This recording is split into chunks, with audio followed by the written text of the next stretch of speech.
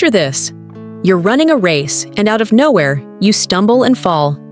The crowd gasps, and all eyes are on you.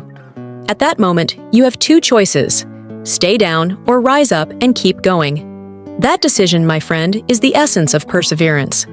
Every great comeback story begins with a setback. Thomas Edison famously said, "I have not failed. I've just found 10,000 ways that won't work." And the Bible reminds us in James 1:2-4 that trials produce perseverance, and perseverance leads to completeness. Today, we're diving deep into how setbacks can transform your life if you let God write your story. So, if you've ever felt like giving up, this message is for you. Setbacks are inevitable. Life doesn't always go according to plan. But what if I told you that setbacks aren't meant to destroy you, they're meant to develop you? Let's look at Romans 8:28. And we know that in all things God works for the good of those who love Him. The key word here is all things, not some things, not just the good things, all things. Even that heartbreak, that failure, or that betrayal. God can use it to build something beautiful if you trust Him. Think of a setback like clay in the hands of a potter. It might look like a mess at first, but in the right hands, it becomes a masterpiece. God is shaping you through every trial. The power of perseverance. Perseverance is not just about enduring hardships, it's about growing through them. The Bible gives us an incredible example in Job. He lost everything, his wealth, his health, even his family. And yet, he declared in Job 13:15, "Though he slay me, yet will I hope in him." Job's perseverance wasn't rooted in his circumstances, it was rooted in his faith. And because of that faith, God restored him, blessing him with double of what he had before. Here's the lesson. Perseverance isn't about how strong you are. It's about how much you trust the one who is strong when you are weak. Practical steps to persevere.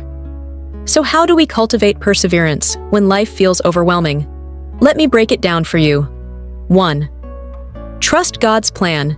Jeremiah 29:11 reminds us, "For I know the plans I have for you, plans to prosper you and not to harm you." Even when you can't see the end, God has already written the final chapter. Second shift. Your perspective. Instead of asking, "Why is this happening to me?" ask, "What is God teaching me through this?" Every trial holds a lesson if you're willing to look for it. 3. Surround yourself with encouragement. Don't face battles alone. Lean on a supportive community, mentors, or friends who can pray with you and remind you of God's promises. 4. Take small steps forward. Progress doesn't have to be dramatic. Start with one prayer, one scripture, one positive action. Perseverance isn't about speed, it's about consistency. Inspirational comeback stories. Let's talk about Joseph. He was betrayed by his own brothers, sold into slavery, and wrongly imprisoned. But even in the darkest moments, Joseph remained faithful.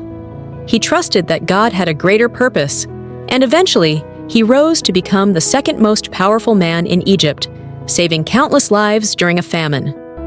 Your story can be the same. What the enemy meant for harm, God can use for good.